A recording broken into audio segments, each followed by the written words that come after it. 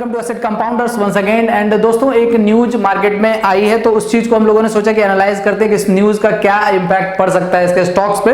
तो दोस्तों ये जो न्यूज है ये रिलेटेड टू है स्टेट बैंक ऑफ इंडिया से। जी हाँ, स्टेट बैंक ऑफ इंडिया जो कि भारत की सबसे बड़ी पब्लिक सेक्टर कंपनी है, पब्लिक सेक्टर बैंक है। और बैंकिंग की यदि बात करें तो HDFC के बाद मोस्ट इंपॉर्टेंट यदि कोई बैंक है तो वो स्टेट बैंक ऑफ इंडिया है, जो कि बैंक निफ्टी को भी अफेक्ट करता है और इंडियन बैंकिंग सेक्टर को भी अफेक्ट करता है। तो दोस्तों स्टेट बैंक ऑफ इंडिया के अंदर जो न्यूज है वो ये है कि इसके जो एक्स चेयरमैन थे प्रदीप चौधरी जी, एक्स चेयरमैन प्रदीप चौधरी जी, इनके ऊपर एक फ्रॉड का केस लगा है और इनको अरेस्ट कर लिया गया है नई दिल्ली से इनको अरेस्ट किया गया है। तो क्या है पूरा केस समझने की कोशिश करते हैं हम लोग। तो दोस्तों स्टेट बैंक ऑफ इंडिया के x chairman, state bank of India के एक्स चेयरमैन जिनका नाम है प्रदीप चौधरी जी, प्रदीप चौधरी, इनके ऊपर एक फ्रॉड का केस लगा है।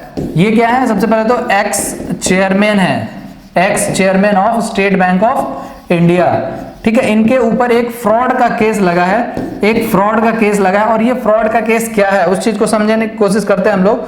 तो दोस्तों 2016 की बात है, एक कंपनी, एक होटल की कंपनी थी, एक कह सकते हैं होटल का बिजनेस करती थी ये कंपनी। इसका जो नेट वर्थ था वो लगभग 200 प्लस करोड़ था, 200 प्लस करोड़ के आसपास इसका नेट वर्थ था। इसकी एक और सब्सिडरी बोल लें या एक और दूसरा आउटलेट था जिसका इसके रिनोवेशन के लिए, यानी कि इसको दोबारा मरम्मत करने के लिए, इसके कुछ कंस्ट्रक्शन वर्क के लिए इन्होंने स्टेट बैंक ऑफ इंडिया से क्या किया, एक लोन लिया।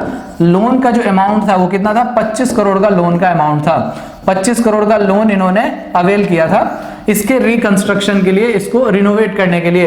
बट किसी रीजन से ये लोन पे नहीं हो पाया, लोन जो है ये पे नहीं हो पाया। और नॉन पेमेंट की वजह से हम लोग कह सकते हैं कि रीपेमेंट ना होने की वजह से इसको क्या कर दिया गया? NPA डिक्लेयर कर दिया गया।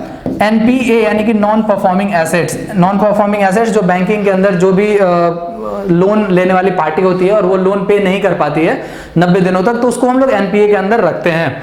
तो ये NPA हो गया। जब ये NPA हो गया तो इन जो इनकी दोनों प्रॉपर्टी थी इसको क्या कर दिया गया? NPA घोषित कर दिया गया।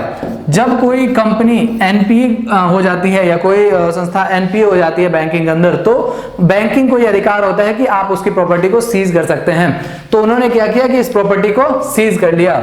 इस प्रॉपर्टी को सीज करने के बाद आप उसको सेल कर सकते हैं और अपना जो लोन का अमाउंट है उसको रिकवर कर सकते हैं। तो इसी प्रोसेस के अंतर्गत स्टेट बैंक ऑफ इंडिया ने क्या किया? इस प्रॉपर्टी को सेल करने के लिए स्टेट बैंक ऑफ इंडिया ने इसे सेल कर दिया।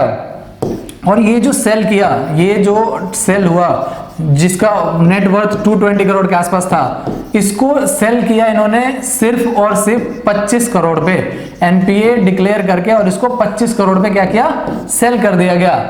ये 25 करोड़ पे सेल किया गया। जिस कंपनी को सेल किया गया उस कंपनी का नाम था क्या? अल्केमिस्ट।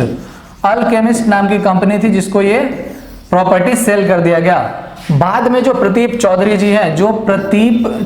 जी हैं, वो रिटायरमेंट के बाद इस कंपनी के अंदर बोर्ड ऑफ डायरेक्टर्स में शामिल हो गए। 6 महीने के बाद ये बोर्ड ऑफ डायरेक्टर्स में शामिल हो गए।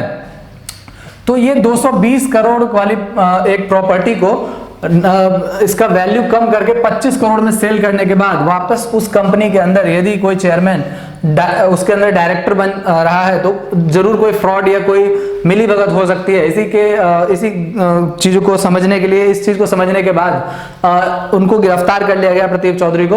और ये जो इस टोटल घटना है इसका impact state bank of India के ऊपर क्या पड़ेगा ये तो देखने वाली बात होगी।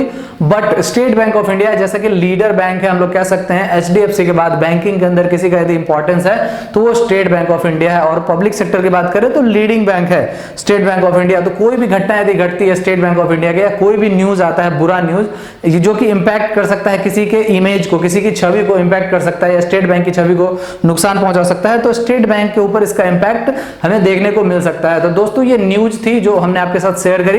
इसका इंपैक्ट कैसा पड़ता है स्टॉक मार्केट में या स्टेट बैंक ऑफ इंडिया के शेयर पे या बैंक निफ्टी के ऊपर, ये तो देखने वाली बात होगी। बट ये फिलहाल न्यूज था जो कि हमने आपके साथ शेयर किया। दोस्तों चैनल को सब्सक्राइब कर दीजिएगा, वीडियो को लाइक कर दीजिएगा और मिलते हैं आपसे एक अगले वीडियो में। Thanks for watching this video. Bye bye.